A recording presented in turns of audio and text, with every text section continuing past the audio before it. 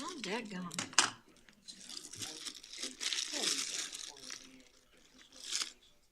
There it is.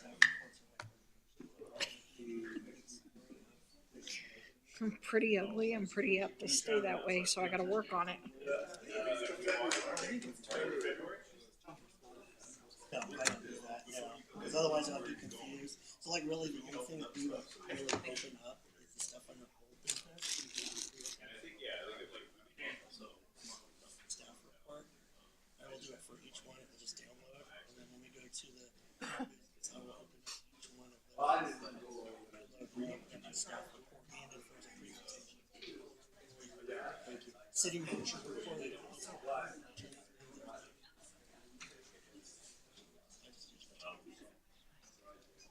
Yep, no problem.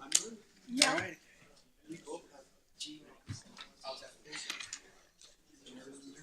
Fred, you ready? Been here forever. Forever. Forever.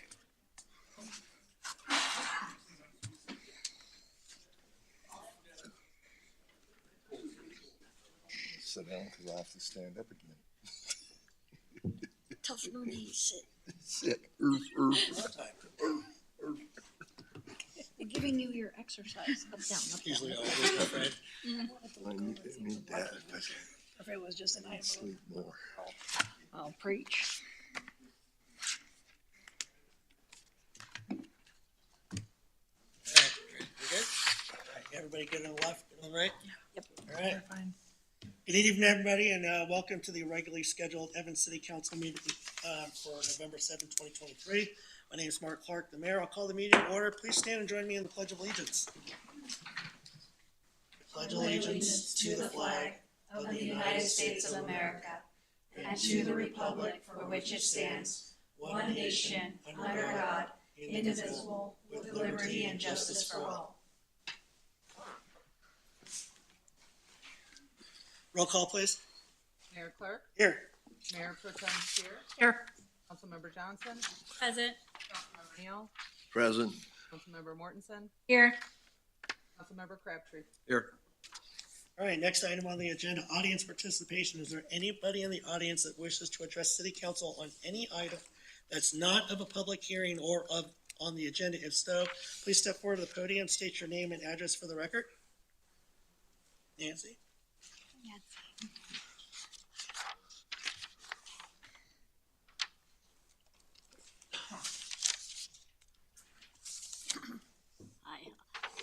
I wanted to make my annual greeting here. I'm getting ready for our 7th Wreaths Across America, and I wanted to stop by, and I have some save the date cards and some save the date magnets. And I wanted to thank you for being so supportive. I know you've all attended in the past, and I really do appreciate it. I focused on two things this year. This fall. One is I really tried hard to reach out to businesses, and I've left them a poster and I've left them a letter telling about our program and inviting them to come. We've also been on Pirate Radio 3 times and have 4 more times scheduled. And then I've sent letters to all of the Evans schools. And on Saturday we'll be out at Bittersweet, handing out our cards and promoting our program more. So my fingers are crossed that we'll have more participation this year. It's hard. I know it's cold, but it's so important to remember and honor our veterans. I've also been working on verifying those veterans that are on our list and what branch of service they were in. I just thought that was really interesting. It's a whole history lesson out there at the cemetery. We have young boys considered veterans because they were drummer boys for the Union during the Civil War. We have several Purple Heart recipients. We've got several that have received the Bronze Star. Some have fought in more than one war. One is a relative of Abraham Lincoln. Wow. And it just goes on and on. But though I mention those, I do keep in mind that everyone that served our country and fought for their freedom deserves our remembrance on that day, well, every day. And of course, I couldn't have gotten as far with this project without Julie. She is amazingly patient with me. And Dan has made a wonderful flyer. I don't know if you've seen it on the Evans City Express. Is that what it is? Yes. Yes. I almost got that. And also, it's awesome. And then Curtis and Mayor Clark, as always, will play a big part in our program. And Efren Rodriguez from Parks is so helpful in bringing out all our needed equipment and getting it set up. So I just wanted to let you know that I recognize that it takes a village to put on this program, and I'm so thankful for all of you and for letting me do this for Evans. So thank you. Thank you, Nancy, Thank you. very much. Appreciate it. Looking forward to the event and co-emceeing it with Curtis this year. So thank you so much. Appreciate it. Yeah, absolutely. Yes, please. Actually, if Help you- yourself and come. thanks, Nancy. All right, is there anybody else in the audience that wishes to address city council on any item that is not on the agenda or of a public hearing? If so, please step forward to the microphone podium. Seeing none? All right, next item on the agenda, approval of the agenda. Madam Clerk, is there any changes to the agenda? Yes, Mr. Mayor, I would like to have consideration of item number 3 on the consent agenda. We're not at the consent agenda yet. We're on the approval of the current agenda. All right, go ahead. If there's no changes to the agenda, I would entertain a motion. I move to approve the agenda. Second. I have a motion, a second, to approve the agenda. All those in favor signify by saying aye. Aye. All opposed, nay. Motion passes. Next item, consent agenda. Item number 1, approval of the October 17, 2023 City Council meeting minutes.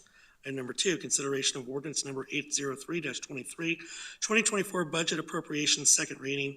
Item number 3, consideration of ordinance number 806-23, vacating a portion of the West Service Road right-of-way, second reading.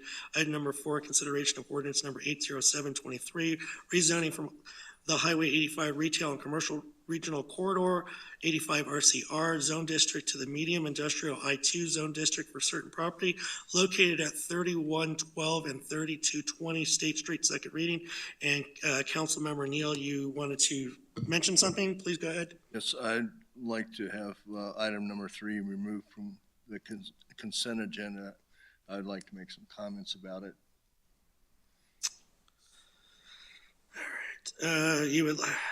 Okay, does anybody on council would be in favor of us removing item number 3 from the consent agenda to give Councilmember Neal some time to make some comments to it, or us, the city attorney, or is it okay for him to make comments on it? And if the majority of the council wants to move it to another agenda item, we can do that. So it does not take a majority vote of council to remove it from a consent agenda. If a council member wants to bring it up for discussion, that they're entitled to do that. All right. Councilmember Neal, what do you want to go ahead and discuss it now, or I think it's supposed to go to the old you want business. to needing to move it to old business? Yes, you can do Okay. this all day. All right, we will move item number 3 from the consent agenda to the first item under old business to give Councilmember Neal some time to make some comments on that. With that, I would entertain a motion to approve the consent agenda as amended. I move to approve the consent agenda with the removal of item number 3 under the old business instead of under the consent agenda. I second. Okay, I have a motion, a second, to approve the consent agenda with item number 3 to be moved to the old business. All of those in favor signify by saying aye. Aye. All opposed, nay. Motion passes. All right, item under new old business, we're going to go ahead and do consideration of ordinance number 806-23, vacating a portion of the West Service Road right-of-way, second reading. And I will, Councilmember Neal, I know you want to make some comments. Yes, Mr. Mayor. Unfortunately, Councilmember Spear, or Mayor Pro Tem Spear, made some of the comments, but when I looked at this, I feel that a lot of our residents or citizens, when they see the city is is giving up a portion of city assets to business, they're concerned about it. So I would like to put in the record the process that of how that works. That the land needs to be replotted, and they need that portion in that plot.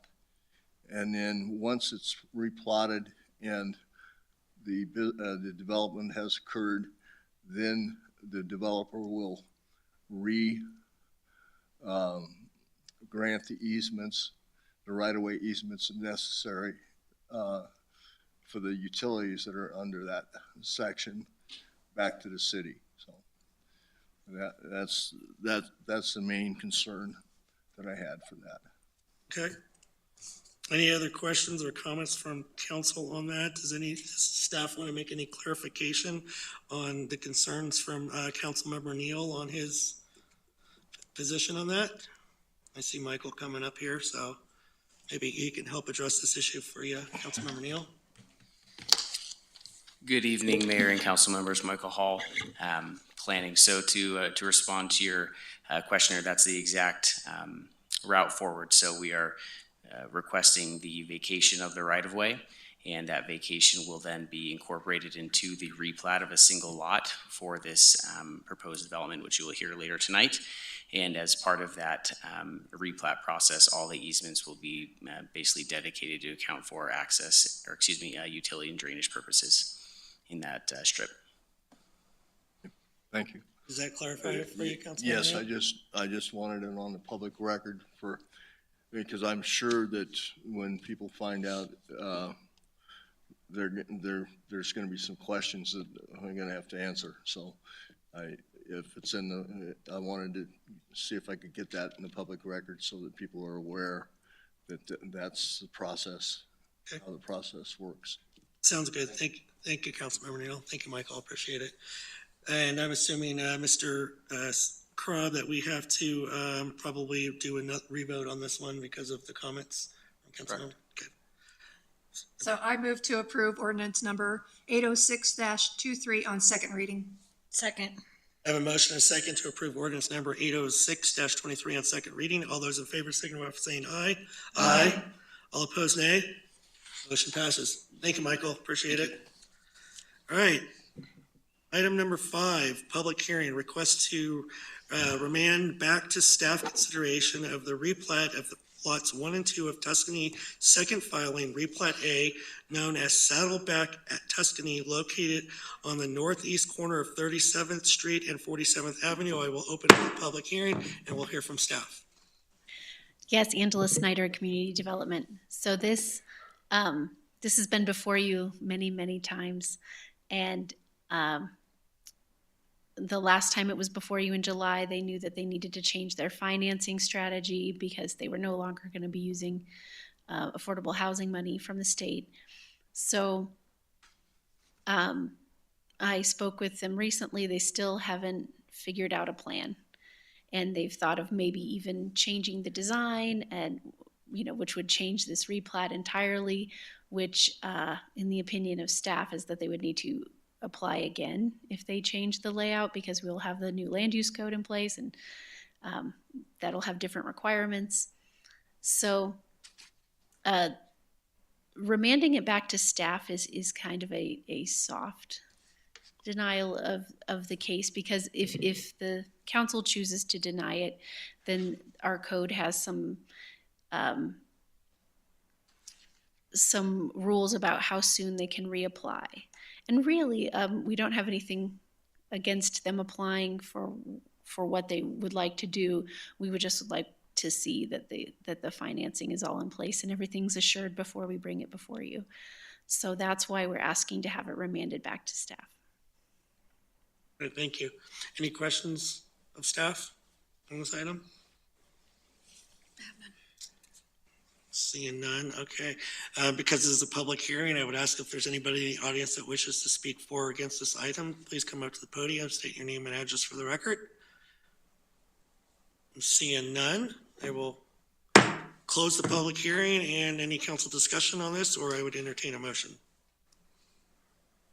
To me, it's pretty straightforward, I mean.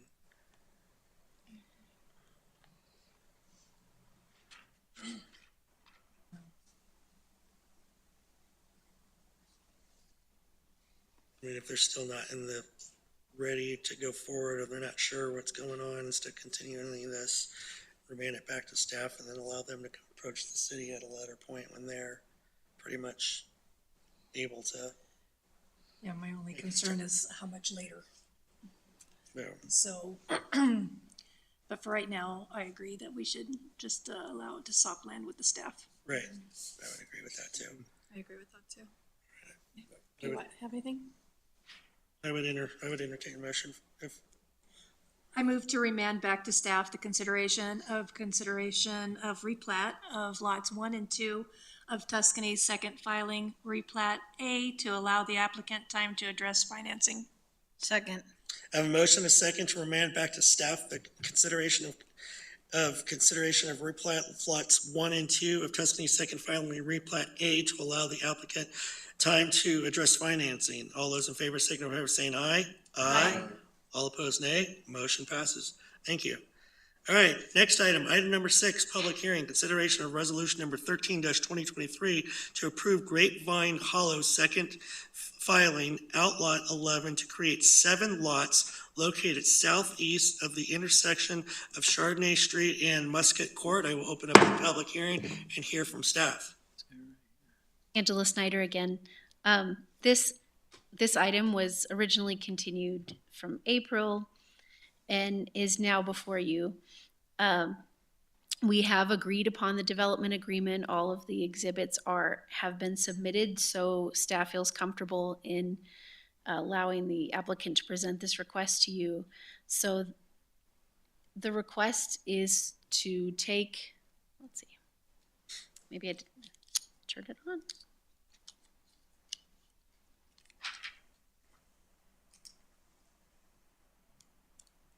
Okay.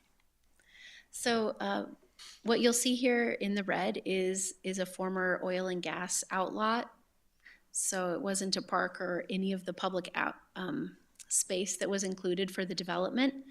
And so the applicant is requesting to take that outlot and put similarly sized lots to the lots around it on that lot. And you'll see that the oil and gas well is located in the middle of the cul-de-sac. This plat itself was submitted some time ago under previous code requirements, so it's still showing that 25-foot setback from the well. It is good to note, I did some math in here, that it's almost 50 to this utility easement right here, so it's very conceivable that this 50-foot line would be no problem to put houses. All of these will be buildable lots and safely away from that plug and abandoned well. The plat also includes a vacation of this easement that was on the original plat for the Grapevine Hollow subdivision, providing access to the well site. So the applicant is present, and I'm happy to answer any questions. I do wanted to go through here just one other thing about the development agreement. That will be coming before you on the December 5th hearing. The city is asking to hold the $248,000 for public improvements plus the 15% warranty amount, and then the water provision for this. The developer already has some EQRs credit in their account, and they only need 3 more. And since this fits our infill development requirement, the developer can buy 3 EQRs from our bank to finish it out, and that's all they need to finish the water requirement. So for a final plat, there's only one criterion for approval, and it's that it's mainly a rejection criteria instead of an approval criteria. It states that it should be approved. Well, the reverse would be to say it should be approved so long as it's in line with all of the adopted rules, regulations, and ordinances currently in place, and that it conforms to the original preliminary plan, which this does. you know, the lot sizes, the housing types, everything fits in with the neighborhood. And that it is still in the public interest to put residential housing here. So with this information, staff recommends approval of this final plat, knowing that the development agreement will be coming before you in December. Thank you, and I'm assuming, sir, you're the applicant. And if you'd like to come up to the podium, if you have a presentation or anything you'd like to address city council on, you're more than welcome to do it. I don't have anything to add, other than I already own the water and it has been dedicated to the city at this point. Great, awesome, thank you. All right, is there any questions of staff and or of the applicants? Seeing none. Okay, because this is a public hearing, I would ask anybody in the audience that wishes to come up and address city council for or against this item, please step forward to the podium, state your name and address for the record. Seeing none, I will close the public hearing and council discussion, or I would entertain a motion. It's pretty straightforward to me. And I'm glad that since the water's already been dedicated, and if there's needs more, there's remaining EQRs, we have the bank to allow this development to continue, so. I just want to ask staff sometime to maybe give us an update on the infill EQR requirements. Absolutely. Yeah, in the future, please, so that we can be reminded of what those requirements are. That's a good idea. Thank you. Any other additional comments? Seeing none, I would entertain a motion. I move to approve resolution number 13-2023 for Grapevine Hollow second filing, outlot 11, final plat, and authorize the mayor to sign the plat. Second. I have a motion and a second to approve resolution number 13-2023 for Grapevine Hollow second filing, outlot 11, final plat, and authorize the mayor to sign the plat. All those in favor signify by saying aye. Aye. All opposed, nay. Motion passes. Thank you, Angela. Sir, thank you for being here this evening. All right, next item number 7, public hearing, consideration of resolution number 24-2023, conditionally approving a special use permit for extensive retail automotive fueling station for certain properties located south of and adjacent to 37th Street and east of and adjacent to St. Vrain Street, also referred to as the Murphy USA Fueling Station. I will open the public hearing and we will hear from staff. Great. Good evening, Mayor and council members. Michael Hall, City Planner, Community Development Department. If I could get that PowerPoint there. For your consideration is the resolution approving with conditions of a special use permit for extensive retail being an automotive fueling station for Murphy USA. The property owner is PWD Evans LLC, represented by Galloway, who is present here today.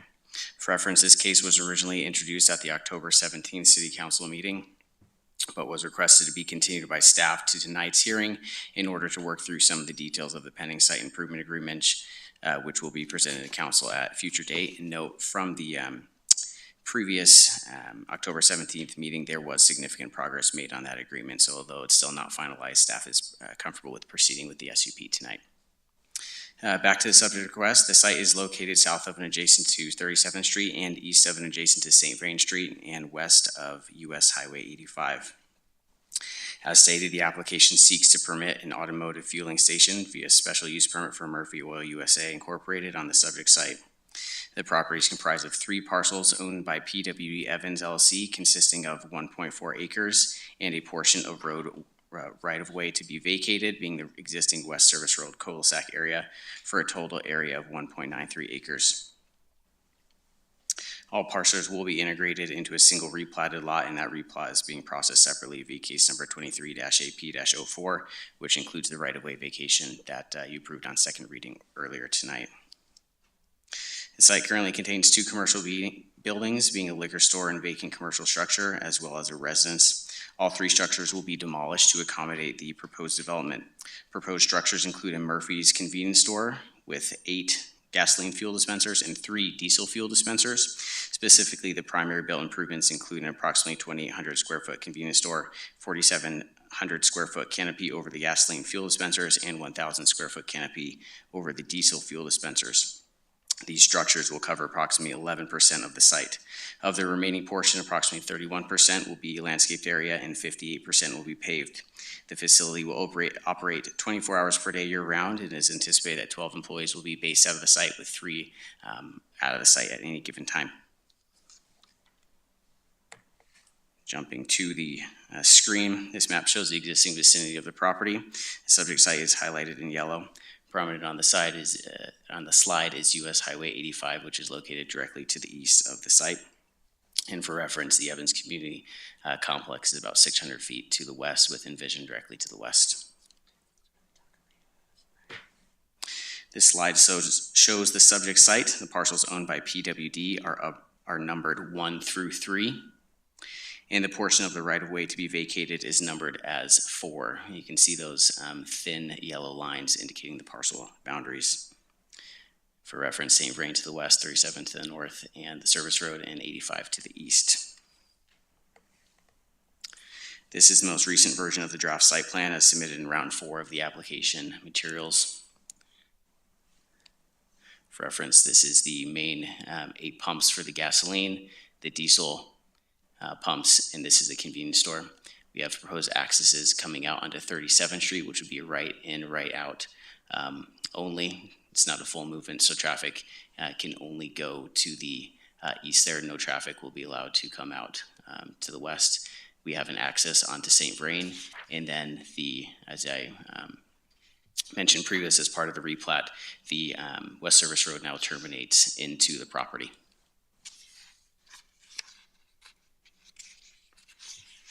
This is a view of the landscaping plan as submitted in the application materials. Significant landscaping around the convenience store. This property right here has a house on it which will be retained. It's not part of the property, so there's significant landscape around that. Pedestrian access out to St. Vrain here, and then most of their landscaping is focused right around the intersection. And again, that's about 31% of the site for landscaping. Next 2 slides show the proposed elevation drawings of the convenience store. The applicant utilized 360-degree architecture on this project, meaning that there's no blank wall spaces or planes. So really from any direction, there's some type of activation to the broader community, whether that's from building materials, design aesthetic, different choices like that. So you can see the east, that's the primary entrance, which would be visible from 85. North, this would be looking towards 37th. West, it's dual-sided, so it also has another main entrance facing St. Vrain. In south. South doesn't face much besides the diesel fuel pumps. For reference, this slide, I did include it. It is the subject replat, which is in process. While the replat combines those 3 parcels that PWD owns and the portion of the right-of-way, it also addresses all of the numerous 20-plus lots that were part of the original Block 6 from the City of Evans plat. So all of those will be combined as a result of this replat that's associated with this special use permit. For reference, the applicant followed the submittal and application procedures of the Evans Municipal Code. Staff and referral agencies were given an opportunity to review the request. Surrounding property owners were sent a notice via regular mail on May 15th, 2023. Staff received no phone calls and no written responses regarding the request. In accordance with section 18.10.010, staff posted 3 signs on the property on September 13th, 2023. Signs faced the 3 surrounding roadways, and notice of the public hearing was published in the Greeley Tribune on September 15th, 2023. I'll briefly show a few photos of the site. This is a view from St. Vrain Street looking east, down and into the subject site. There is a grade change from St. Vrain going down into this property here. And for reference, you can see the liquor store in the back, which will be demolished, and the location of the first sign posting for reference. This is a view from the West Service Road looking into the site. You can see the second sign posting for reference. This is a view from that same location, pivoting and looking north towards the terminus of the cul-de-sac for the West Service Road. You can see the commercial building, and for reference, all those structures being the residence, the vacant commercial building, and the liquor store were constructed in the late 50s, early 60s. And then this is on 37th Street, looking back into the site, and with the third sign visible, which was posted. Regarding financials, a development agreement is required as a condition of approval to address the required public improvements, including concrete work, curb gutter sidewalk, water and sanitary sewer line tie-in, and abandoning and rerouting the existing cross-property water line. Since the previous hearing, staff has worked with the applicant and consultant to obtain the opinion of probable costs, and the guarantee amounts have been set. We're just working on tightening up the development agreement for council. For the review of the case, staff evaluated the proposal according to review criteria in section 18.06.060.f.5 of the Evans Municipal Code. The application was found to be in compliance with the criteria as detailed in the staff report and resolution. This slide shows the long format version of the criteria as contained in the Evans Municipal Code, and I can return back this slide if requested. This slide shows the simplified version of each of the criteria. In summary, they are that the project protects health, safety, and welfare of the city, that the project benefits the city and creates no undue burden, that the project is consistent with plans and compatible with the surrounding area, that development noise, traffic, or other conditions or situations are mitigatable, that the site is physically suitable for the project, that traffic and parking are acceptable, and that the use avoids overconcentration of similar uses in the city. Based on this review, the Planning Commission at their hearing on September 26, 2023, unanimously voted to recommend approval of this case to City Council with the conditions. I will briefly review the conditions of the SUP, which are required to prior to recording. There are other conditions beyond that related to prior to land disturbance, prior to construction and operation and whatnot. But regarding to the special use permit, the four conditions are that the associated replat be recorded, that the final TIS be submitted and approved, that the final drainage part be submitted and approved, and that the development agreement be brought to council. For reference, no citizens spoke on this application during the public comment portion of the Planning Commission hearing, and at this time I've concluded my remarks, and I'm happy to answer any questions on this proposal. Thank you. Great, thank you very much. I do have a quick question. So 85 Liquors is still in business, correct? It is. Are they planning to stay in Evans, or what are they planning to do with their business? Obviously, since that building's going to be demolished, what is their future plans? I'm not sure on that. Perhaps the consultant can speak on that when they come forward, but I'm not sure on the future of that specific business in Evans. Great, thank you. Any other questions of staff? I do, but if anybody else would like to go first? Any questions? Go ahead. Okay. So I have a few questions. The easiest ones are the right in, right out. Are our requirements going to be a large enough, right in and right out that there is no way of making a left-hand turn, because that intersection is kind of a jam when people are able to go left from the north or from the south? Mm-hmm. So the right in, right out at that location, originally a full move-in access was requested, and it was dialed back to only be the right in and right out. The access at St. Vrain, once they get out, the lighted access will allow them to go east and west from that location.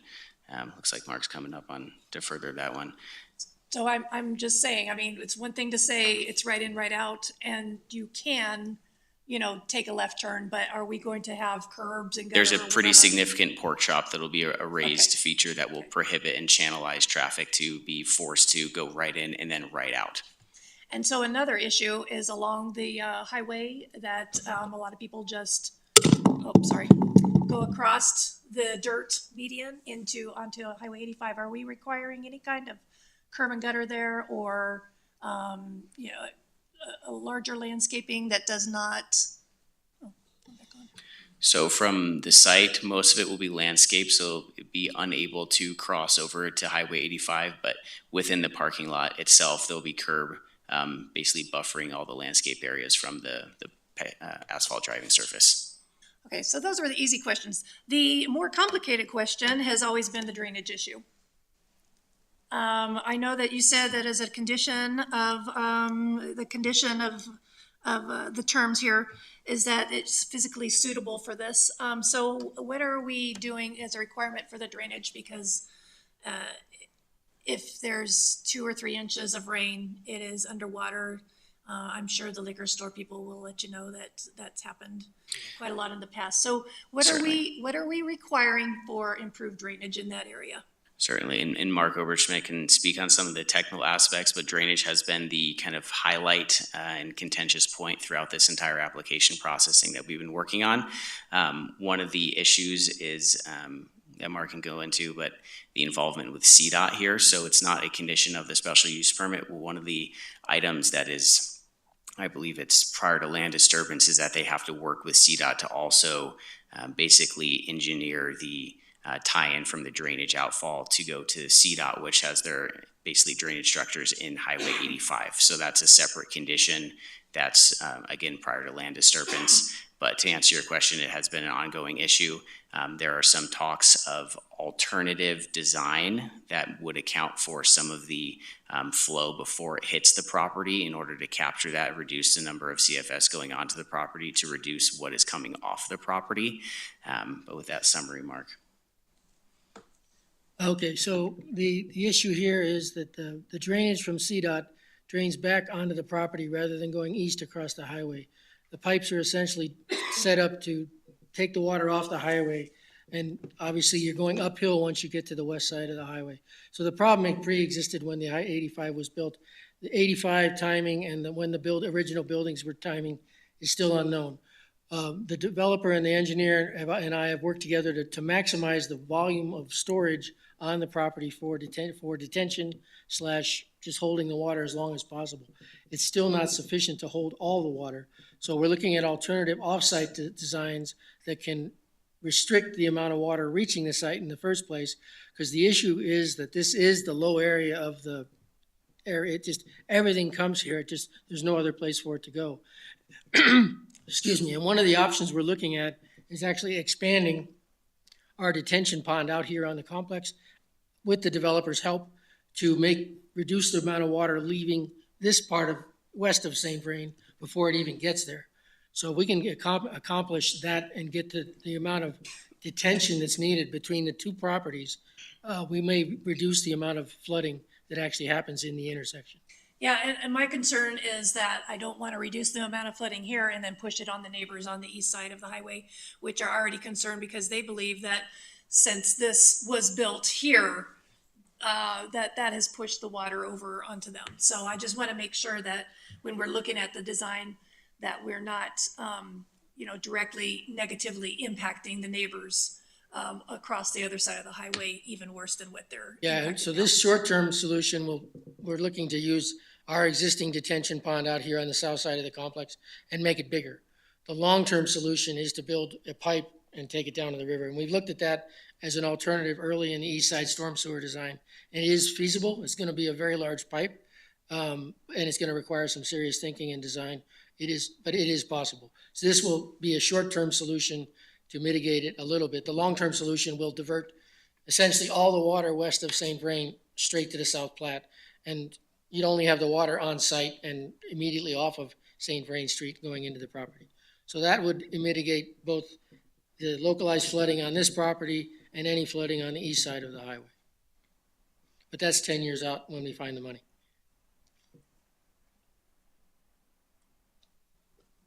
Just a real quick question, is the applicant is not here this evening? The consultant is from Galloway. Oh, it is? Oh, okay. I'm sorry. If the consultant is here and they want to, address city council, please step forward to the podium, and if you have anything you want to address us with about the project.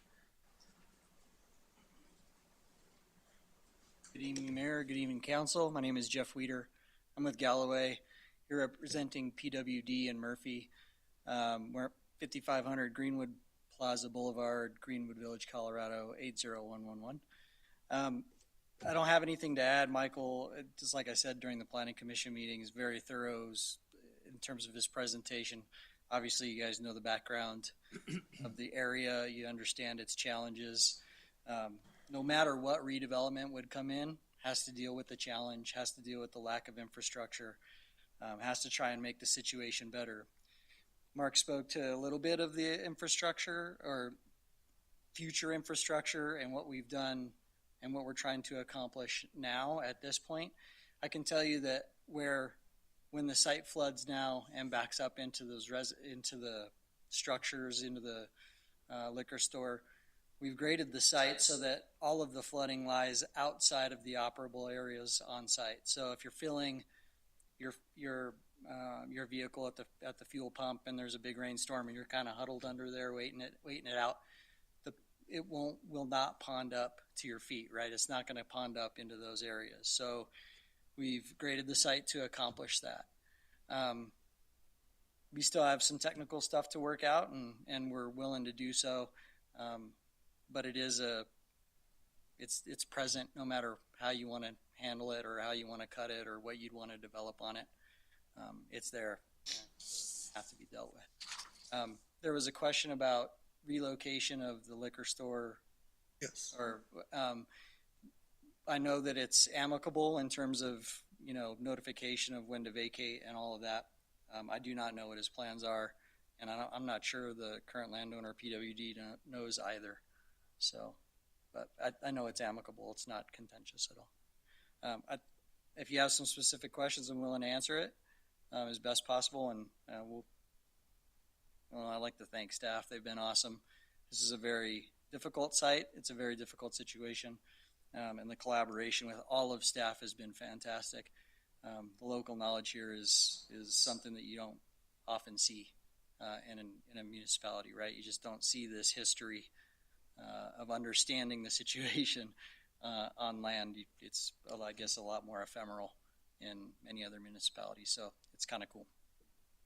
And to add to what Jeff said, the meeting we had a week or so back included both the landowner, Murphy, their engineers, to look at all kinds of options. Because we looked at trying to send the water north across 37th Street. There's too many things in the way. We looked at rebuilding the pipe underneath the highway, but again, that creates more of a problem underneath on the east side and would really create problems to try to do anything like that. So then we came up with the idea of potentially expanding our pond to mitigate the offsite flows as much as possible. We'll make it as big as we need, and it'll be with Murphy's help.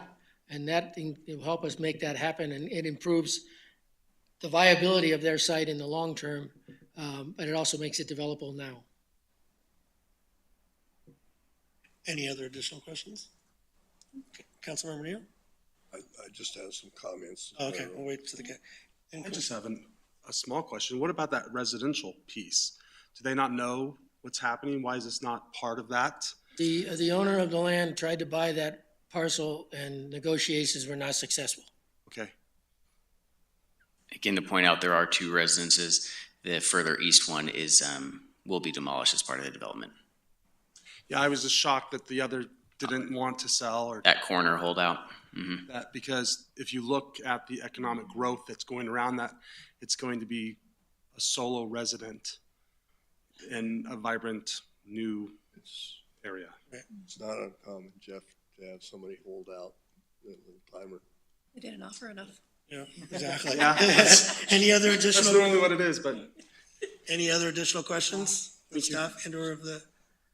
Seeing none, all right, thank you very much. All right, because it's a public hearing, I'd ask anybody in the audience that's here to come up to the podium, state your position for or against. Seeing none, I will close the public hearing and any council discussion, or I would entertain a motion. I think it's great to see that we found a solution for them, considering Mayor Pro Tem's questions.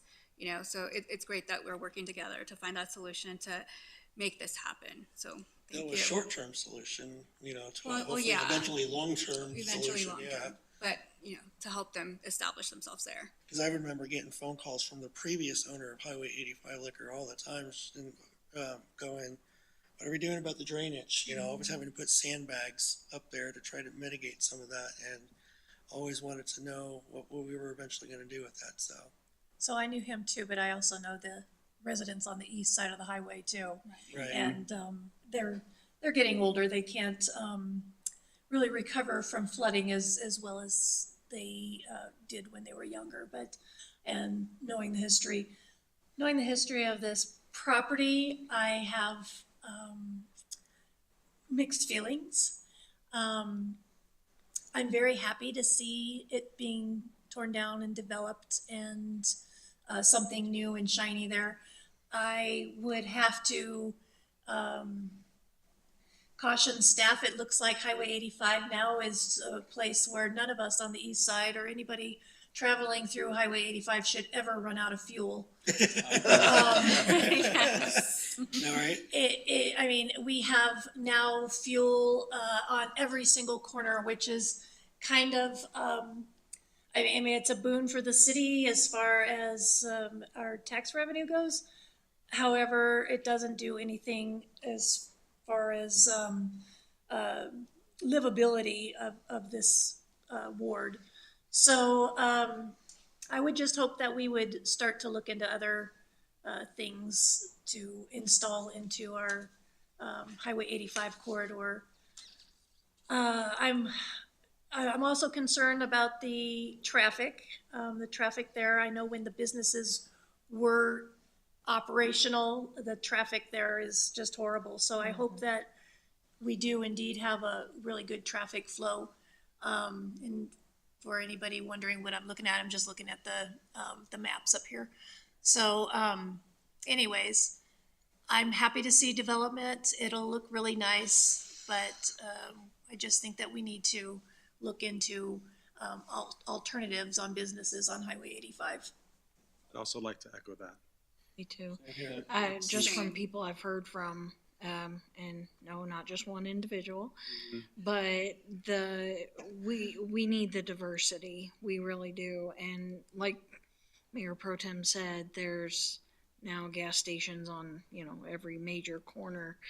And it's frustrating to see one type of business, or we get a coffee shop and then a gas station, a coffee shop, then a gas station. We would like the coffee shop. Well, I don't drink coffee, but sorry. We got gas station and gas station and gas station. No, but if you look, Yeah. lately it's been a lot of one or the other type of business, and I'm not against it.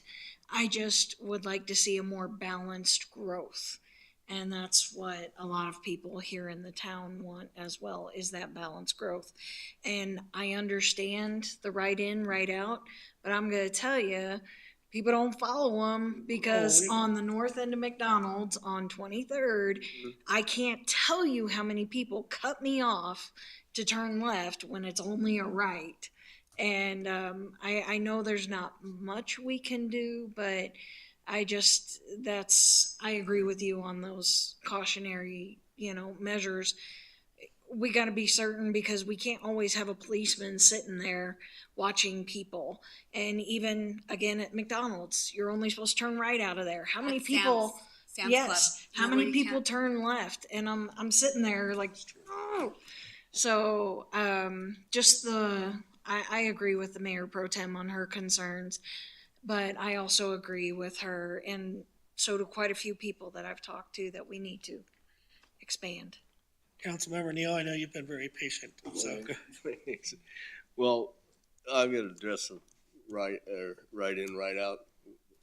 Yeah, as Councilmember Mortensen has stated, you can't prevent everybody from doing the wrong thing.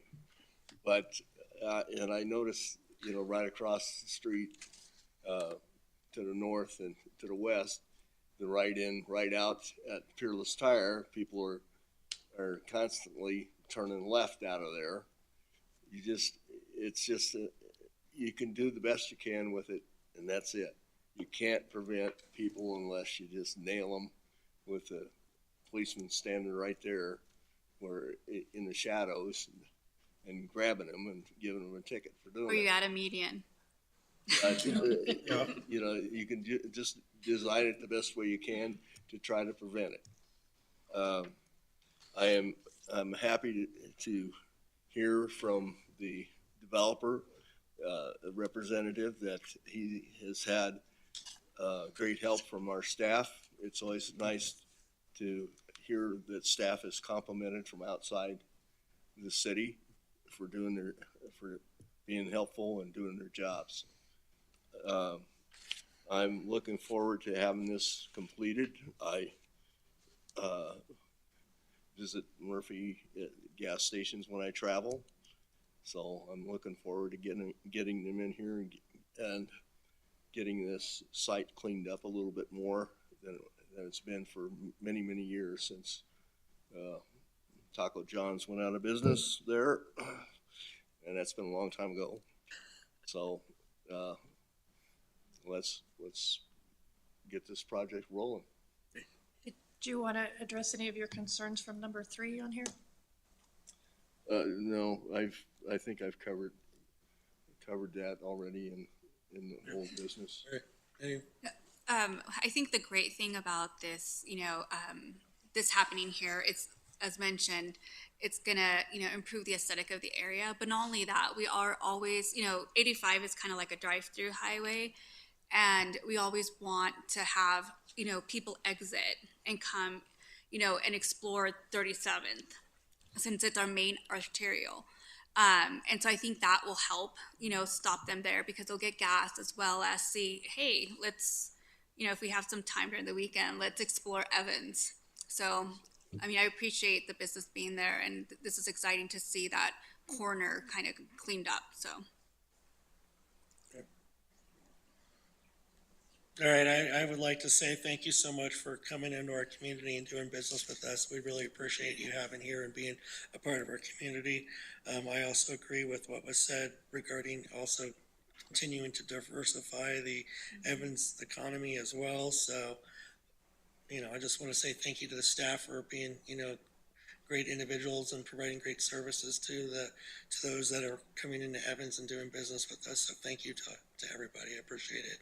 So with that, I would entertain a motion unless there's any additional comments. I move to approve resolution number 24-2023 to approve with condition a special use permit for extensive retail automotive fueling station for certain property located south of and adjacent to 37th Street and east of and adjacent to St. Vrain Street, also referred to as the Murphy USA Fueling Station. I second. All right. I have a motion and a second to approve resolution number 24-2023 to approve with conditions a special use permit for extensive retail automotive fueling station for certain properties located south of and adjacent to 37th Street and east of and adjacent to St. Vrain Street, also referred to as the Murphy USA Fueling Station. All those in favor signify by saying aye. Aye. All opposed, nay. Motion passes. Thank you. Thank you for the feedback. Thank you for being here as well. Thank you. All right, going on to new business. Item number 8, landscape design review of the Riverside Park 40th Street and Pueblo Street entrance, and we would hear from staff. Good evening, Mayor and City Council. Thank you so much. Efren Rodriguez in Parks. This item is brought before you with 4 designs for hardscape. There'll be no irrigation. Irrigation to this area is a little bit difficult. It's kind of far away, and it would add more cost. This is beautifying the area of within the Riverside Sports Complex at 40th and Pueblo Street. And it's taking the same design that we've incorporated in 37th on the south side, and then also what was approved in August for the 42nd Street and Golden entrance there at Riverside. And so this design that the staff really thought was probably the best for the area takes those elements of that river-looking corridor on there. I guess you could call it. And it really incorporates it real well. It doesn't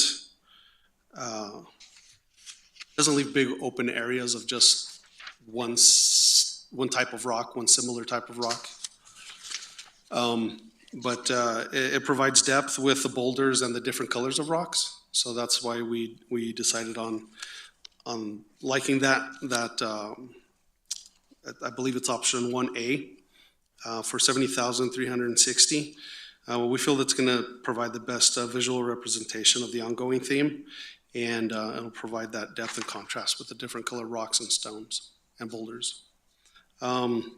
Basically, we're seeking your guidance on those designs, and if you would like to move forward with this project there on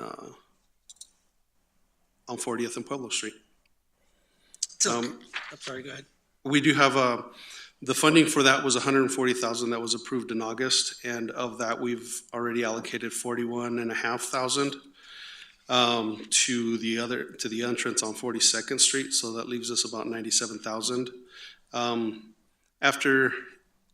If we decide to go with this option 1A at 70,000, then we would have roughly $30,000 left to spread it out throughout the rest of the park with, in my mind, adding some more color and some more different color shrubs at the entrance off of 37th and Riverside Parkway, and then also possibly adding some trees that have passed or that have died and we've had to remove. Maybe adding some more trees there as well at Riverside. That concludes my. Sorry, we're having some trouble. Yeah, we're having a little getting technical all four of them difficulty. up. Yeah, Okay, Okay. you got all four. It's probably a big PDF file, so it'll take a little bit. okay. So, 2A and 2B, I'm sorry, 2A and 2B just looked very bland. Agreed. Very, so when you're talking riprap, what are we talking? Because if you say 4-inch cobble, we can all picture that. Riprap, for me, is anywhere from, we just broke up a whole bunch of concrete, or junk or whatever. So what exactly are you talking about with riprap? so Is it gonna be pretty or ugly? it'll be pretty. So if you can visualize 37th and also Mountain View, the dark gray sections, that is the blue riprap. So my concern is, oh, hey, It finally pulled up. my concern, and you know this as well as I do, is the people that like to drive through this area. And if there isn't any boulders or rocks or something bigger than drivable cobblestone, they're gonna just drive right through it again. So you're not proposing any kind of fencing? Are you taking the existing fencing out? No, Okay, so not at this point. we're gonna landscape and we're gonna leave T-posts and a wire up. At this point, that's, yes, but then fencing can come in at a later point. We have a considerable amount of round dowel fence that was removed from Riverside a long time ago, and it's still in really good shape. We could go back with that round dowel fence around there. That could be an easy enough in-house project. So at your favored design, those rocks didn't seem like they were as big as maybe a option 2 or 3. And what I'm saying is that those big rocks would discourage people from driving through our fencing and. So the boulders that are in 1A, they're considerable size. They're not little rocks. They're 3 foot or bigger. I guess what I'm trying, I'm having a little bit of trouble visualizing it because the picture that's shown, I don't know if this kind of looks like this. So I can't really get I'm trying to get a good visual on what that looks like based on the photograph that's under the option 1A Riverside landscaping. So I'm trying to visualize that, and that just doesn't give me a really good visual sense of what that's gonna be. So the boulders that were used on 37th, that is the typical size.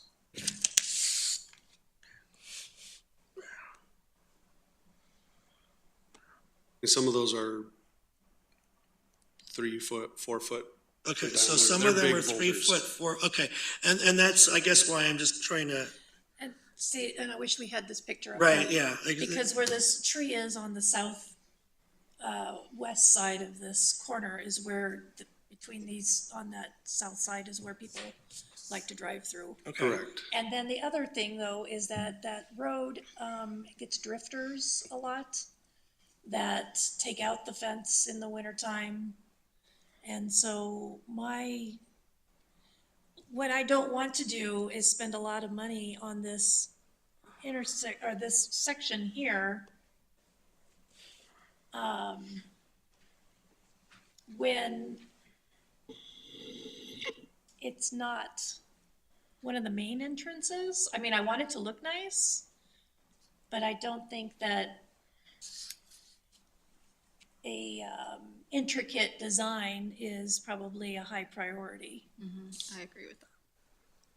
And this favored, sorry, Efren, this favorite one here kind of looks like a snakeskin, but Well, and that's where I'm having problem with the visual of it. I would like to maybe see, Based off the legend. What about Right. option 1B? Yeah, because Still carries the same theme, but less. Even though those big open gaps are gonna be able to pull up. It'll be a sea of rocks, I guess of what, uniform small rocks. what That's Mayor one Pro Temp A. was mentioning, so on the right side of that picture, is where there's tends to be people coming he doesn't through. like the. And so it looks like there will be one boulder, but then it's kind of like a design. And then based off the legend, it would be like 1.5 inch river rock. So technically, I mean, that can just be, it'll be demolished. Yeah, it'll be a parking lot. So I think the design's nice, but the feasibility of like trying to kind of prevent people wouldn't be there. And it just reminds me of kind of like a Japanese kind of garden where they have like the sand and it's like nice and pretty and someone comes in and destroys it. That would happen there. So I do agree, although the design is nice, I mean, I think something with boulders, because it looks like option 2B has boulders all around it. Okay, and that's what I'm thinking too, and this may be just where it looks like it has boulders. Yeah, 'cause it's where boulders. the other So I'm one, looking at the Cobblestone, legend. is that the cobblestone? Yeah, that Right. has like the 1.5. yeah, Like, okay. It's like 1.5 inches. Okay, so I'm seeing what you're seeing, because that's where I was having difficulty with the, okay. Well, and see, and that's why even on their other designs coming down here, where it has it all the way around Right. What's your favorite? to prevent it from. 1A was. One A's your. Yeah, because those boulders aren't little. They're not little rocks. They're not. Right, They're gonna be sizable. If somebody decides to drive through there, they're gonna notice. They're gonna, even the 1.5-inch river rock, they're gonna probably end up getting stuck there. Stuck there. And then we can get restitution from them. Right now, they're just driving through and 1A. breaking the fence and we don't ever catch them. As the boulders. keep people- With any of these designs here, I think the rocks are gonna probably stop them and make them get stuck there, stay there. That's 15. I just see, already like people crashing into 73. big boulders and 70,000, stuff. 360. You know what I mean? Like, I This mean, one it is doesn't deter people, 59, in a 405. sense, but, I see what you're Two, stating, that, so that 71, if the river walk 150. would keep them there, so they would lose traction in essence. 57. They would lose traction probably, yeah.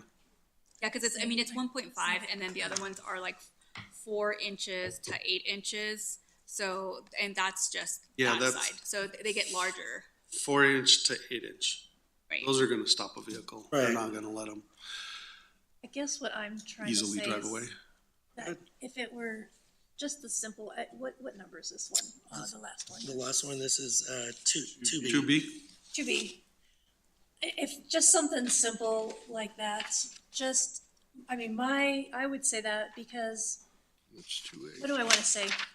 I think it would beautify the area, but not overdo the beautification.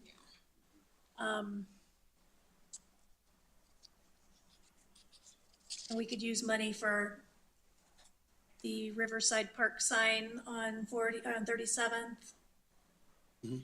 More beautification on 42nd.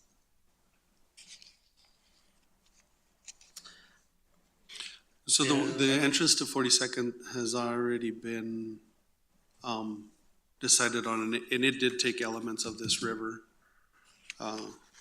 design or theme. They haven't started on it yet. They're in the process of getting all of their material, and they had stated that they would hopefully get started next week. But that one has already been designed as well, but that's why we had chosen this, this option 1A, because it kept the same elements in it. So it'll look more uniform. Okay.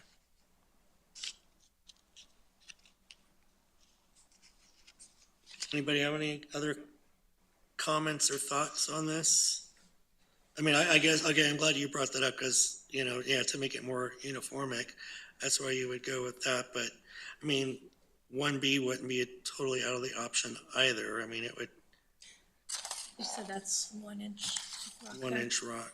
I just would see It's people just driving over the 4 1 inch rock. 4 to 8 inch rock and then 1.5 inch river rock and 4 to 9 inch river cobble. So that's still See what I'm pretty saying? good. Yeah, right? Driving, that's easy to drive over. True.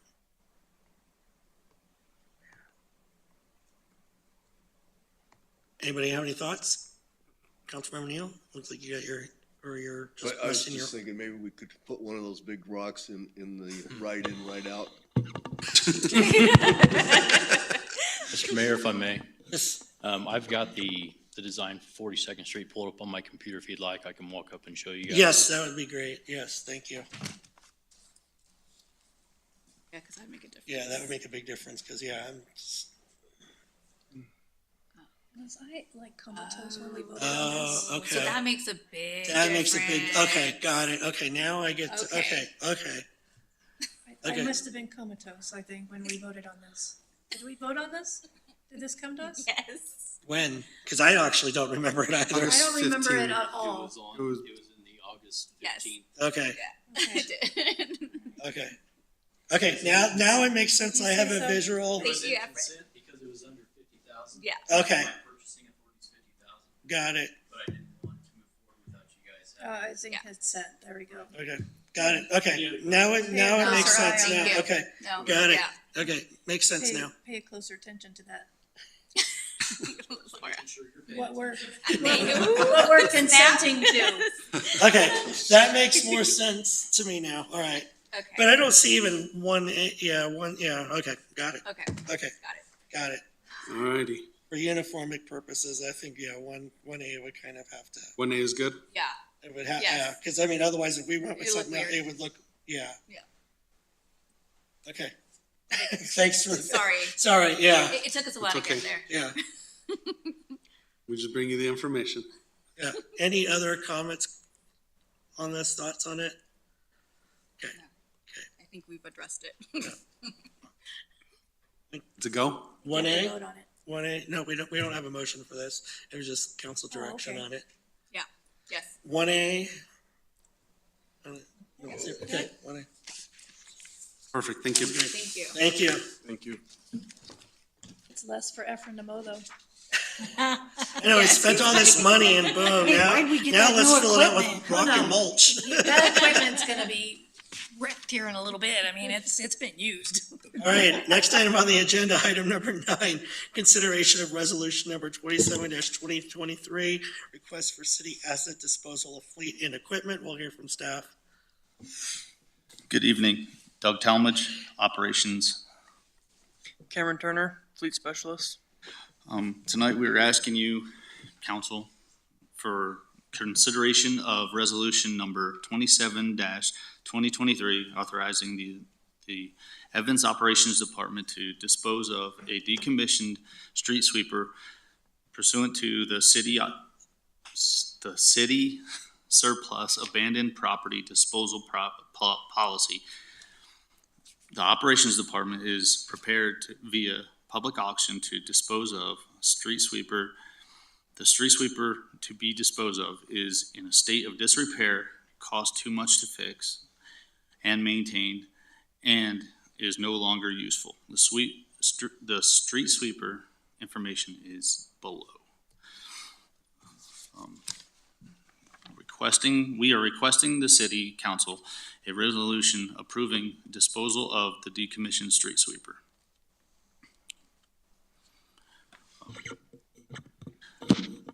The revenue collected from the sale of the surplus property will be receipted into the general fund, which is the same fund from which the property was originally purchased. Staff recommends that the city council approve the resolution of the asset to be sold at auction. Mr. Mayor, Council, this is similar action that you guys took here a couple meetings back. Oh gosh, maybe September 19th, I think it was, when you authorized the disposal of several other pieces of equipment, including old cop cars and dump trucks, sanders, plows, and the such. This is simply another piece of equipment that we have in the shop, is not in a usable condition for us. So rather than keeping it around the shop, Councilman Crabtree, we were able to show him this particular piece of equipment last Friday. But this is just following that process of declaring it surplus so we can properly offload the equipment and then return any monies gained from that disposition into the general fund. We were gonna ask for it the last meeting, but it was down at the shop getting repairs that we didn't approve. So we were just waiting for it to come back. So if we get rid of this one, how many street sweepers do we have? We will have 2. We're getting one within a week or 2. From what I've been told, the new sweeper should be here probably sometime next week. We also have a 2017 Temco, so we will have 2 street sweepers operational. So we have 2 right now. Yep. Then are both operational. We're getting a third? No, we have Sorry about one that. right now that's operational. Okay. And then this one that's not operational. And then next week, fingers crossed, we'll have a second one that's operational. That was my bad. I didn't The second explain. one's being repaired. No, the second one is the one that we had ordered early So this the year. brand spanking new, hot off the press. It will Correct. be, yes. Yep. We're waiting for This that one, one to so- be delivered. It was, this is the one that you guys authorized Last year. back, I want to say earlier this year in April. Okay. It's being delivered this week or next week. And then we have the other street sweeper. It's a 2016, 2017 Timco. And then the third one is the 2010 Isuzu Python 2000. That's the one we're seeking approval for tonight to declare surplus so we can auction it. I did have staff review the street sweeper, the saga of the street sweeper here over the last week. And just as I mentioned, we currently have 2 street sweepers booked in the fixed asset system. The first one is the 2010 Global Isuzu Python 2000 received in 2011. That's one we're seeking to declare surplus. The second one is a 2016 Timco received in 2016. This asset was approved in 2015 as part of the 2016 original budget. And then, like I mentioned, the most current approval was done in 2022 as part of the 2023 approval, which is one we're expecting to take delivery of either this week or next week, that you guys authorized the purchase in April of this year. And did we find out which one ended up in Kersey? No, ma'am. I don't know. And you think we're gonna get $2,000 out of this? It seems awfully low. It seems like you could probably take it to Anderson's and get more than 2,000 or part it out. Oh, no, I think we're getting more than 2,000. I'm not sure where you're getting that number from. I thought that's what it said in here. No, that's the No, model. The model is an That's the estimate. model. No. Oh my God. Yeah, Okay, that is not, I am Okay, yeah, legally blind, I yeah, am legally blind. I thought that was a dollar sign instead of an S, so I We was can get more than appalled. that. Right, okay. Okay, All right. that makes me feel a little happier. Any other additional questions or comments? All right. Oh, sorry, go ahead, Councilmember. Yeah, Hill, sorry. yes, I'm going to assume that this must have been a problematic street sweeper due to the mileage figure that I see here. Has this been a constant Yeah, this source of problems over the years to try to keep running? for the 4 years that I've been here. Honestly, I think that thing's been operational maybe 9 months. You know, here and there. So it's got a lot of issues. Stuff that we've tried to resolve in the past. We've in-house, same with sending it to a couple different places. The issues that we're having with it either come back or haven't been resolved, and it just sounds like what we'd really have to do to get this thing running is gonna be a lot more than the thing's worth. So it has definitely been pretty problematic. And another reason why the mileage is so slow or so low is being that it is a street sweeper. If you look at the hour meter, there's a lot of hours on it, but it's going 2 miles an hour. So it really doesn't go that far. That's good point. It's something else, but it's gone. Okay. Anyway, so, okay. Oh, I know what it was, Cameron, sorry.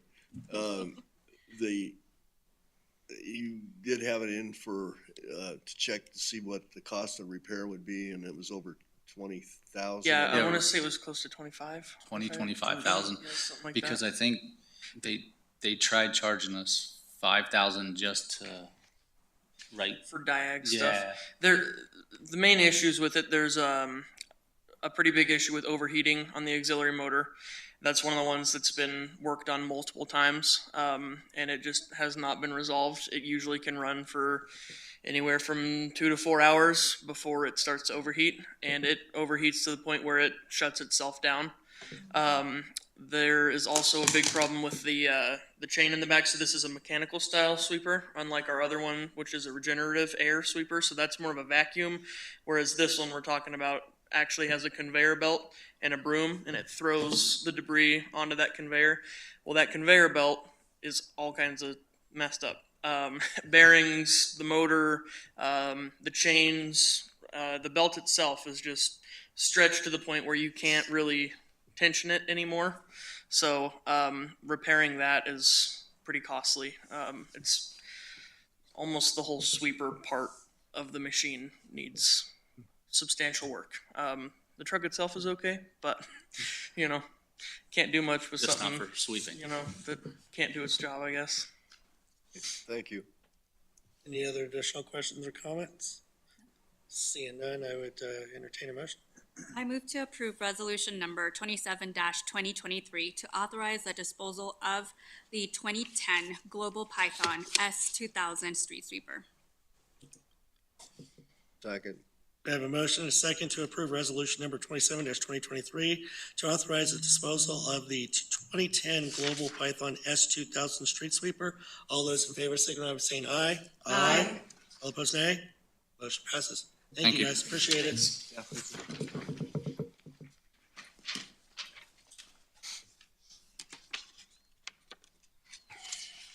All right, moving on. Item number 10, consideration of ordinance number 805-23 prohibiting camping and camping-related activities on public property, first reading, and we will hear from staff. Good evening, Mr. Mayor, members of City Council. This ordinance 805-23 was drafted at the direction of City Council and modeled after a similar Weld County ordinance after a work session on September 19th, handled by City Attorney Scott Krob. It would create Chapter 9.31 of the Evans Municipal Code and effectively bans camping or camping-related activities on public property and is intended for the protection of public property. Specifically, it prohibits sleeping or sleeping activities on public property, and such as laying of bedding and other items, or occupying structure on public property, and that also includes an RV or an unoccupied vehicle or inoperable vehicle, or the use of a stove or a campfire or other heating device on public property. It's enforceable under 1.16 of the municipal code. That concludes my remarks. Thank you. Great, thank you. Any questions or comments of staff? Straightforward. Yeah, it's straightforward to me, as we discussed in the work session before this. There's no questions or comments. I would entertain a motion. I move to adopt ordinance number 805-23 as proposed to establish Chapter 9.31 to the Evans Municipal Code for the protection and maintenance of public property. I second. I have a motion and a second to adopt ordinance number 805-23 as proposed to establish 9.31 of the Evans Municipal Code for the protection and maintenance of public property. All those in favor signify by saying aye. Aye. All opposed, nay. Motion passes. Thank you. Thank you. Thank you. All right, next item on the agenda, item number 11, consideration of ordinance number 808-23, amendment to the Evans Municipal Code, Chapter 1604, flood damage prevention, first reading. We'll hear from staff. Good evening, members of council, Mr. Mayor. So this, recently the South Platte and the Big Thompson floodplain was modified to reflect existing actual topo, and it's been updated, and the official date, according to FEMA and the Colorado Water Conservation Board, is the end of this month. We've written a letter to FEMA and the Colorado Conservation Board, so we're good on that end from that perspective. So we've accepted the fact that this is the new floodplain and this is what we're basing all of our land use planning on. In order to make it consistent within the municipal code, we're asking that you review the changes to the recommended changes to this ordinance to, number one, take away a date from any reference to a floodplain date, because every few years floodplains get modified, things happen, somebody does a letter of map revision, something like that, so that impacts the actual floodplain. If a floodplain changes due to a LOMR, letter of map revision, or they do another study and it updates again, we don't have to update our code to reflect that. So that's the first change. The second change is to just make some minor changes in the actual text to clarify a couple of things, to reflect, minor changes, not have to repeat flood insurance study, instead just leave it as FIS. And then the final change, which is really the most critical one in my opinion, is within the floodway, which is the area where the predominant fast flows are in a flooding situation, there shouldn't be anything that's mobile. We shouldn't have anything parked there. We shouldn't have anything stored there, anything like that. So what we'd like to do is incorporate a statement in the definition of the floodway, that prohibits anything that's mobile. And in that last sentence in the staff report, following encroachments are prohibited: outdoor storage and unintended or long-term parking. Those are the kind of things that create problems at bridges and other places downstream, because they pick up and move and or create a plug, and then that plug blows out and then you have a massive situation. So with that, I'd be happy to answer any questions. Great, thank you. Any questions or comments of staff? It's pretty straight. Go ahead, Councilmember Neal. This will reduce having to bring it to council every time the Yes, sir. date is changed. Yes, sir. Mr. Mayor, Pretty if I may. straightforward to me. Yes. I just want to put out there for the record, you'd given me that FEMA letter tonight. Mark, while we're in this business item, I want to verify with you that the letter we received from FEMA is addressing this issue right here. Correct. Okay, so what we'll have to do is, if the council approves it, then after second reading, we will submit this floodplain management ordinance back to the state of Colorado and FEMA. That way they've got an updated copy of that. They already have a letter that was drafted by Drew indicating that we accept the floodplain. So that was the first step. This puts that all together in one place. Yep. No, and I'm glad that was clarified, because when I did receive that letter and open it this evening, and I saw that, and I'm like, I think this is what's on the agenda, but I'm glad you clarified that was, because like with this being the only meeting that we're having in November, that would have been that wouldn't have looked too good on our part. So great, thank you. Any other additional questions, comments? Seeing none, I'd entertain a motion. I move to approve ordinance number 808-23 on first reading, amending chapter 16.04 of the Evans Municipal Code as presented, and authorize the mayor to sign the ordinance as written. Second. A motion is second to approve ordinance number 808-23 on first reading, amendments chapter 1604 of the Evans Municipal Code as presented, and authorize the mayor to sign the ordinance as written. All those in favor signify by saying aye. Aye. All opposed, nay. Motion passes. Thank you, Mark. Appreciate it. All right, next item on the agenda, item number 12, consideration of ordinance number 80923, easement request from Vero Broadband LLC on city-owned property. First reading, we'll hear from staff. Thank you, Mr. Mayor, members of council. So Vero, as you know, is currently installing fiber within the city, primarily in zone 2. They have to put in a head end cabinet, they refer to it. I don't know what it actually means, but that's their terminology. It's going to be located, or they'd like to locate it at the corner of 17th Avenue and 37th Street in Village Park, which is city-owned property.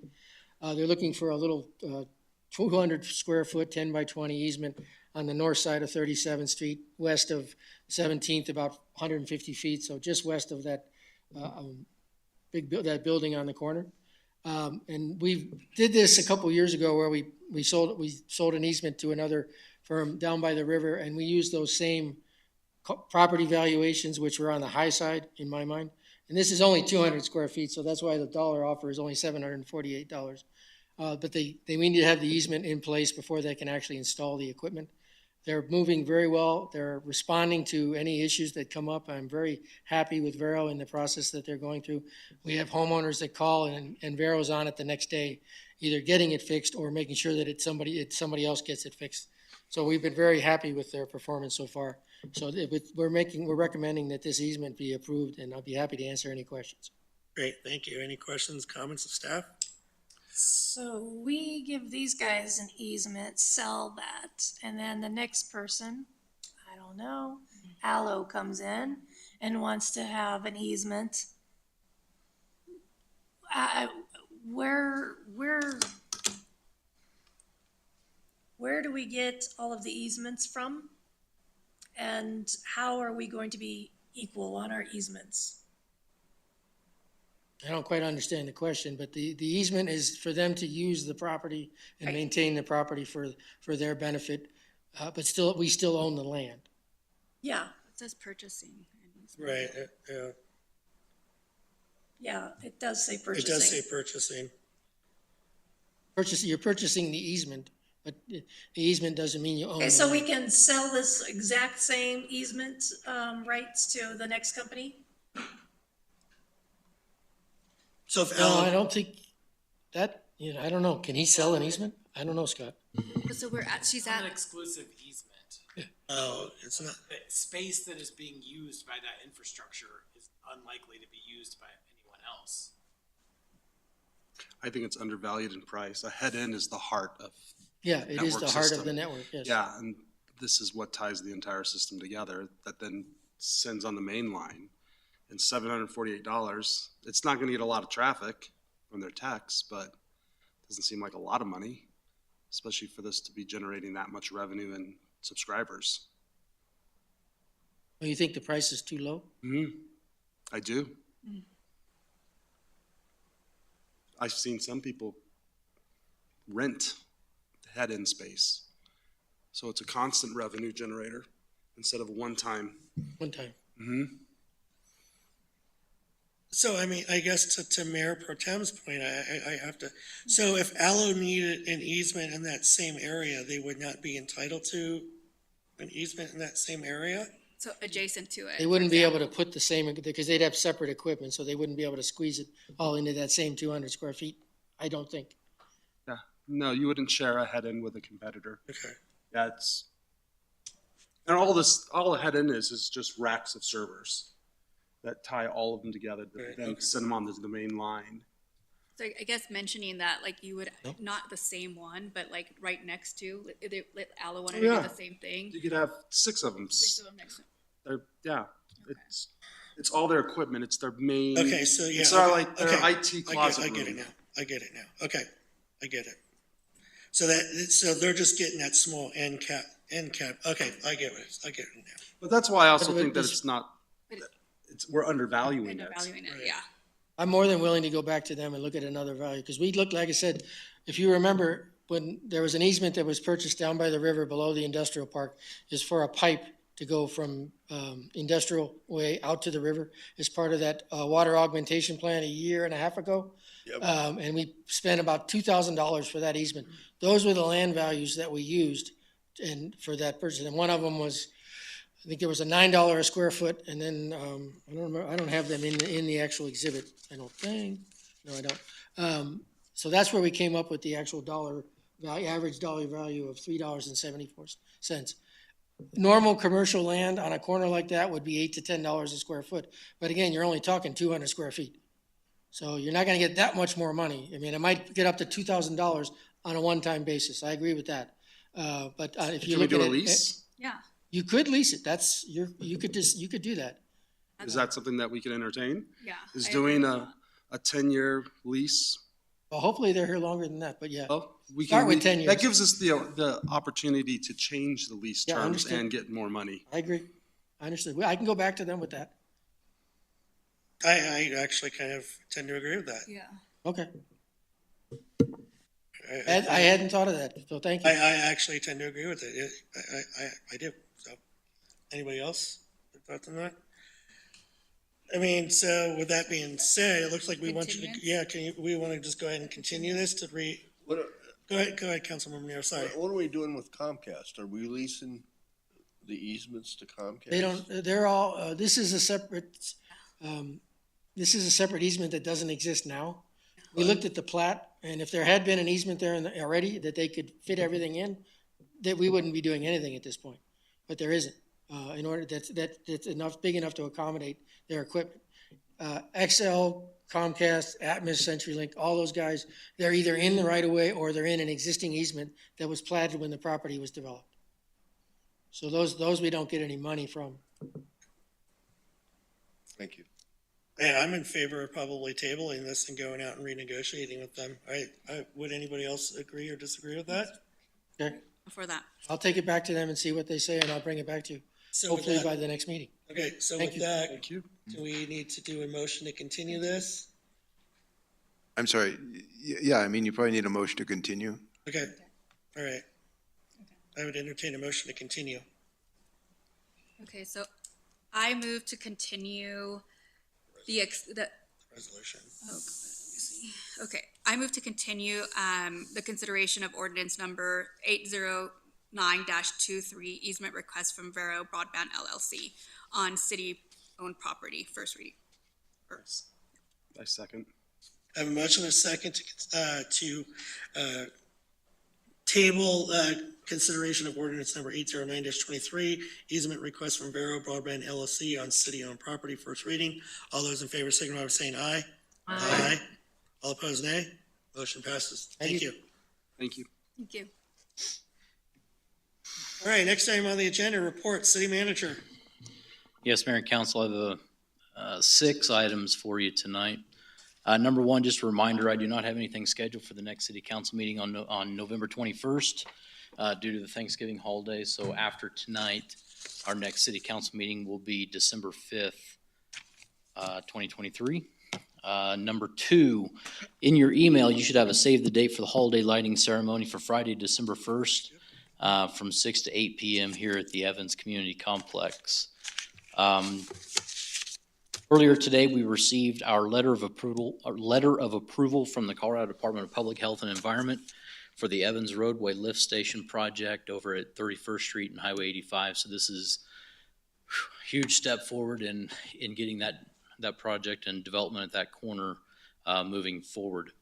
I've got the guys in the back in case they need to correct me, but wanted to provide the city council with a quick update on the surplus equipment that we've already gotten rid of. So pretty much everything is out that you guys have surplused here a couple months ago. A lot of that's been taken over to Ritchie Brothers for auction, or it's been taken over to Anderson for scrap. There is a few exceptions. We've got all of the exercise equipment. We still have that. Ritchie Brothers has come over and taken a look at that, so I anticipate that'll be removed from the property here pretty soon. And then 1 or 2 trailers remains over at the operations complex. So we're making good progress getting all of that surplus equipment and vehicle moved out of there. We have received an email from the Evans Area Chamber of Commerce for their annual holiday party for Thursday, December 7th at the Rush Event Center from 5 to 7 p.m. Spouses are welcome, so I'm going to go ahead and reserve 20 spots for us. That way we're able to enjoy that, and I will send out a reminder to the city council so you guys have that on your calendar. And lastly, Curtis has been monitoring the election results for us, and so I just want to provide the city council with a quick update. It does look like they've called Proposition HH as a no. 79% of the votes have been counted, 620,000 to approximately 400,000 votes. So Proposition HH is a no. And then these are still initial numbers. We're waiting to see how this particular vote plays out. But the Evans ballot question 2B, moving the elections from April to November, so far is a yes. So those are preliminary numbers. We'll wait and see after all the ballots are counted. But Proposition HH, no. Ballot 2B, yes. Last I saw. Mayor, council, with that, I'll go ahead and turn it over. Yeah, Councilmember Johnson just said it's like over 2,000 votes have been casted for that, which is, I think, Well, it's about 1954. Right, but I'm just saying, that's a pretty good turnout for Evans. We usually don't get that many. Well, that's good. All right, yeah. All right, thank you. City Attorney. Just one quick item. When we had the work session on the campground, or the camping ban, council also asked us to look at park hours and bring back a proposal for eliminating them. There was some discussion of sunrise to sunset, and I think what you finally ended on was 6 a.m. to 10 p.m. After that discussion, Drew looked at the town code, and we already have hours in place. And I think they're 5 a.m. to 10 p.m., is that right? 10 p.m. to 5 a.m. They're closed. Thank you. I Yeah. had that on my notes and I didn't mention that. Yeah, So so, they're pretty close. you know, we could make that change. It'd be a 1 hour change, but we just thought we'd let you know that that's there. And then if you want us to bring something else back, we can. Any thoughts on that? I think there's some signs that say 6 a.m. already, but I'll have to go and check. Okay. Well, and the other thing that we thought we might add is that it would be these hours unless otherwise posted. So that if there's a certain event or reason that you want to lengthen or shorten those hours, you could. Great, all right. All right, we'll wait for the direction from council, and that's all I have. Does anybody have any direction on that? So you said the current closed hours are from 10 p.m. to 5 a.m.? 6 or 5. Yes, It's 5. Currently, right? correct. And we discussed 10 p.m. to 6 p.m. Does any? 10 It's p.m. closed. 6 a.m. 6 a.m. for closure. Does anybody want to just continue with the 6 a.m. or leave them as is and just make it posted quite clearly what the park hours are? Any thoughts and discussion on that? I think that if there's some signs already that say 6 a.m., that we could just change it and not change the signs. Can we So make- I think we need to look at the signage, because I'm pretty sure I've seen signs that say 6 a.m. And if they don't say that, do we want to stay with 6 a.m. or do we want to stay with what he's saying is 5? I would rather just stay with what we have on the books. I agree. I also like how it's, unless it's otherwise posted, and in the future, we'll have a sign shop and we can change anything we need. Exactly. Okay. So if there is, if we can look at the signs to see what they say, yeah, but if not, we'll just keep them at 10 p.m. to 5 a.m. Efren has a picture. Yeah. It looks to me from a photo that Efren provided, and he just handed this to me. I don't know how reliable. No, it's. It's not in It the says park at 5 a.m. to 10 p.m. 5 a.m. Okay, then we'll keep it as that, yep, okay, and we'll just leave it at that then, sounds like that's the majority of council. Okay, we'll just make it, awesome, great, thank you. That's all I've got. All right, thank you. All right, next item, council discussion. I do have something I wanted to bring up to council. So the VFW reached out to me the other week regarding a possible donation for Thanksgiving to do for Thanksgiving dinner that they're going to be doing. I talked to Cody regarding that. I know on December 19th, we're going to have a council work session to discuss the discretionary funds of $21,000, which actually was told today that we haven't even utilized for this year or the last couple of years either. Wanted to get your thoughts on making a small in-kind donation to the VFW to help veterans and those in need have a Thanksgiving meal. And if anybody is in agreement of that, how much money would you like to possibly donate, if any? Well, I think that's kind of the question that's been posed before. It's like, if you don't use those discretionary funds, do they go away? Do they go back to the Right. general fund? And I don't think we have a clear answer on what that looks like. And we will make those policy decisions on the 19th when we have that work session, that we can give council clear direction on how that looks. As of for right now, that's the information that I've received from staff. Wanted to get your thoughts on anything of possibly making a small in-kind donation to the VFW. Are we giving them a monetary or are we purchasing the turkeys? Are we It just sounds writing like a check? from what, let me pull up her email real quick for, Because if we're just writing a check, I'd like to at least have some structure behind how much it would be writing a check. She said that they can come over and, we can take a photograph of us donating the money to them. She says that the city has donated money to them in the past. I know staff has checked with Jackie and everything, and also the police department to see if any donations have been made in the past. They could not find any record of it. I know she's also stated that the chamber, so I don't know if she maybe got us confused with the chamber, possibly. So I thought I would bring it up to council if anybody wants to do that. I think for me, I'd be comfortable until after the fact, after we talk about it, because I think there's been so many things that have arose, but we haven't really discussed them because we're waiting for that specific topic to be discussed and outlined.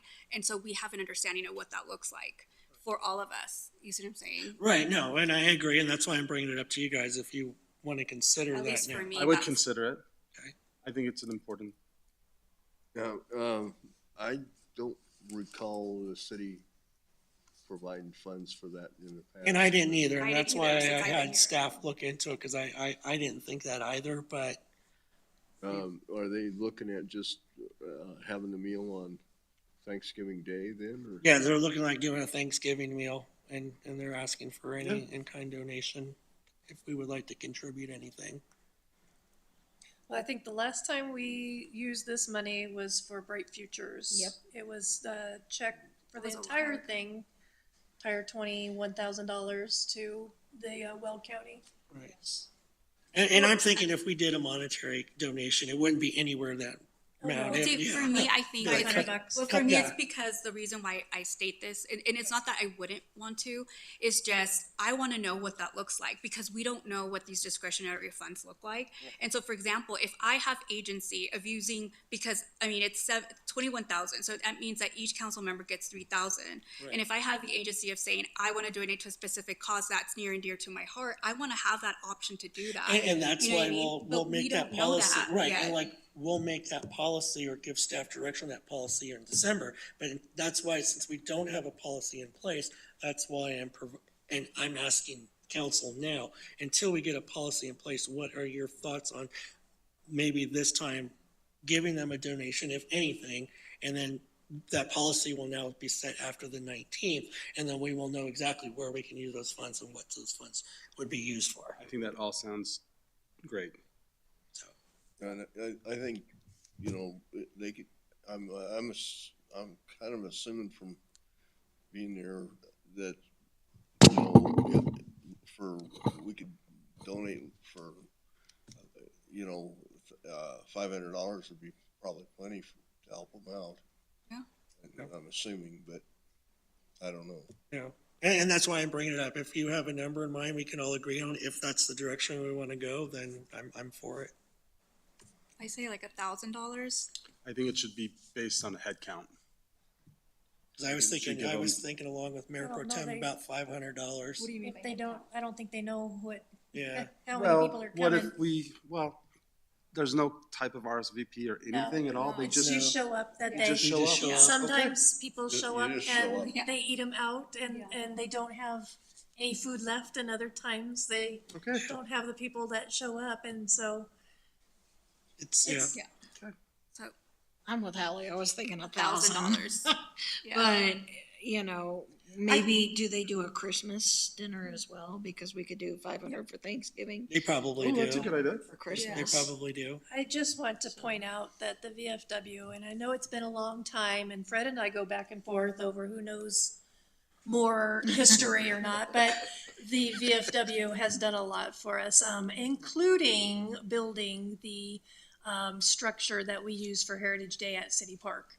And I know that's been years and years ago, but they have also indicated they would be willing to do some things for us in the future. And so I think that paying it forward right now would probably be a good idea. And I threw out 500, but I am with $1,000. I'm with I'm with $1,000. I'm with $1,000. $1,000. And so, Fred? Fred? All right, perfect. I just threw a number out, based on the amount of people I've seen in there for other activities when we've been over there, so. okay, We haven't spent any of this money. you haven't spent any of this I'm money. already into Well, Q4. we don't know. I remember the last time was for the schools, and we haven't was a done it long in the time last, ago. what, year or two? We don't even know if it rolls over though yet. Oh, that's something that we'll Yeah. make a decision for. I know they do like a waffle day or something on Sundays. Mr. Mayor, council, just for context, it looks like your last donation was in 2020 for $20,000 to the Greeley Area Recovery Fund, the Greeley Area Chamber of Commerce Foundation. And then prior to that in 2019, and both 2019 and 2018, looks like it was a $21,000 contribution to Bright Futures. Yep, that sounds about right, thank you. All right, so. Make it happen. All right, Perfect. sounds good. Thank you. Good with that? All right, thank you. Thanks, guys. Anybody, anything else for council discussion? I have something. Yeah, go ahead. Oh, I just wanted to say congratulations to Ally. She won an award. Oh, thank you. And I admit, I saw the title and it went out my head, but she did win an award this weekend. And so I just wanted to say congratulations. Thank you. Welcome. It was for Hispanic Women of Weld County. I won the Community Leadership Award. So I appreciate you for bringing that up. You're welcome. But since I'm on that, I'm talking. So we also had the opportunity to go to the Machika Center Gala, and I appreciate, seeing our city there. I think one of the great things is supporting, a vision of having a youth center within Evans, especially because I feel that it's something that is needed, having a safe space for our students, our young community members to go and be able to feel themselves, but not only, it will not only just be sports, but it'll also be vocational opportunities for our young community members. So thank you for showing up and being there. Your presence was definitely appreciated. And this is a step forward in making that vision a reality. It was a good event. It was good. And then the next thing I do want to say, I failed to mention this last time, so I apologize. But I do want to say thank you to Teresa McClatchy, our Evans PD School Resource Officer, for empowering students. And she showcased the creativity and then the talent of Avalon Parlin. She painted a mural at Sam's Club. She's from Chapelo, and it's fantastic. And I think, working with community and partnering with community, but not only that, also, uplifting our youth and their talents and giving them a space where they can start off, because you always need that first opportunity to kick off your career in any way, in a direction, or even inspire you to continue that thing that you really didn't discover until other people noticed. So I just want to say thank you. Thank you so much. And she's greatly appreciated. She's such an amazing person. We're so, I can speak for myself. I'm excited that we have her as our school resource officer. Thank you. Councilmember Neal, looked like you had something you wanted to mention. Yes, I would like to find out from the city manager if he knows, is this wrap one of the ones that was submitted by, when we had, for the contest? Is it the well house? That's Yeah, the one that's at yeah, Driftwood, that's the, I think, Driftwood Park. Yes, it is. Yeah, it's been there. Yes, that was submitted as part of the call for art, and we chose that piece for the well house there at Driftwood after we had some vandalism to the art that was there to begin with. Tried to locate the artist to repair the vandalism, if you will, but from what I understand, we were unable to, so we went with one of those wraps. Looks great. I'm gonna have to go by and see it in person. We have, along those same lines, we've got seven traffic cabinets around town that are gonna be installed here pretty soon. And those 7 will have, art that was obtained through that call for art as well. So, I think it's gonna be a nice addition to the community. kind of break up the monotony of a great traffic cabinet. So I just want to thank the artists who took part in that as well. But hope it's a program we can continue and maybe get some of the school children involved in it and keep it going, because I think it really helps with the graffiti Right. problem. All right, anything else?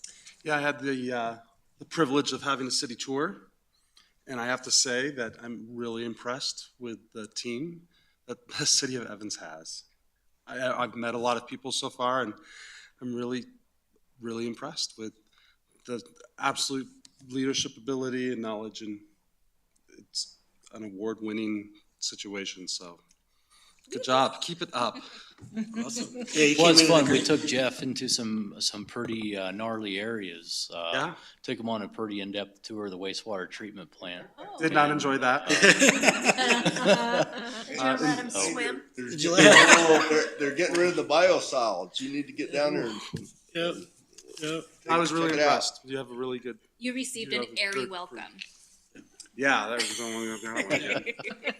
Well, you came in right, you got an appointment right at the right time when everything's are starting to fire on all cylinders, so that's awesome. Well, we appreciate the opportunity, and anything else we can do to help you, we're here to serve you.